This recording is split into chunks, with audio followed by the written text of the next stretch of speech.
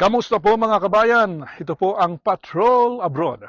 Dumako po naman tayo sa Atlantic Canada kung saan libo-libo pong mga kababayan natin ang dumalo sa isang fiesta extravaganza. Doon po naman sa Miramichi, New Brunswick. Naging mas maigi pa ang selebrasyon dahil sa pagbisita po naman ng ultimate star na si Christine Reyes. Narito ang kwento ni Jocelyn Reyes. Sa kabila ng napakainit na panahon, dinayo ng maraming Pinoy mula sa iba't ibang bayan at probinsya ng Atlantic Canada ang 2 araw na Fiesta Extravaganza sa Miramichi, New Brunswick ngayong Agosto.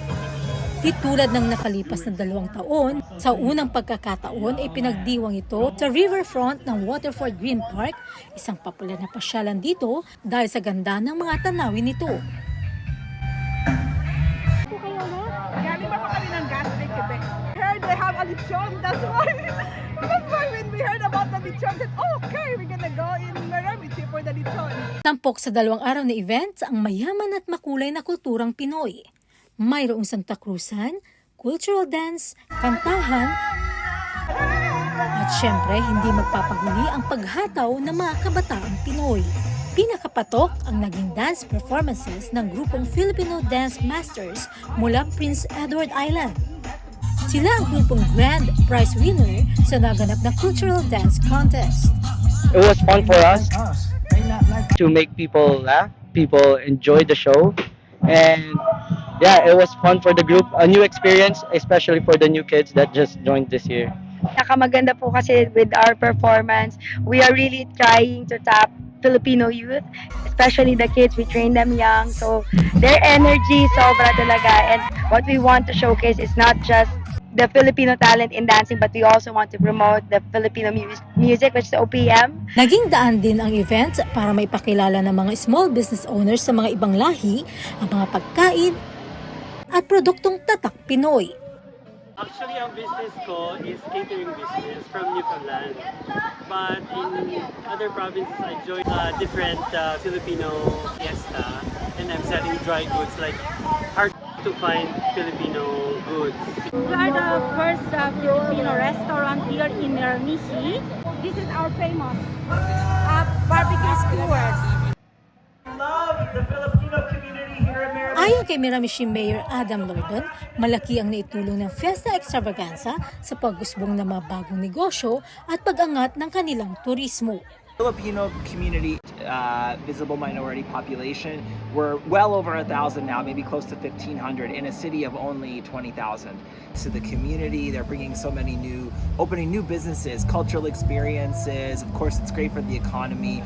It's great for the diversity of the community. So they just bring such an energy and positivity, the Filipino community, and we love having them. Samantala, kakaibang saya naman ang naging hatid ng aktres na si Christine Reyes.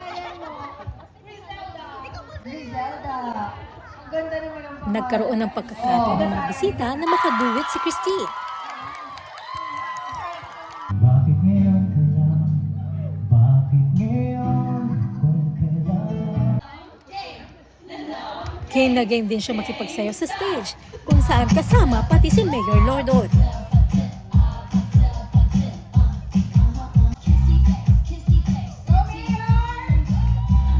Very happy and successful ang fiesta dito sa Miramichi, ang Philippine Extravaganza. So, nakakataba ng puso, and at the same time, nakikita mo na nagsasama-sama lahat ng mga Pilipino. Sana yung mga ibang artist natin, kapag naimbitahan kayo, punta po kayo dito kasi masarap ng lobster, masarap ng pagkain, friendly ng mga tao.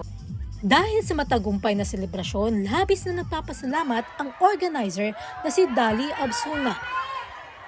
Sobrang papuri sa taas dahil talagang yung pangarap ko na mabigyan ng kaligayahan yung mga kababayan natin, magbigay ng joy, especially with Miramichi and full Atlantic Canada. Taba ng puso, naramdaman ko talaga yung kultura natin ng bayanihan, especially for my volunteers, sobrang grabe.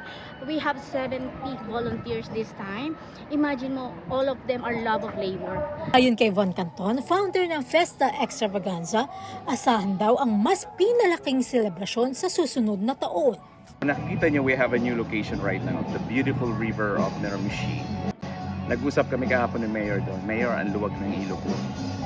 How about doing some boat contest or dragon boat festival here?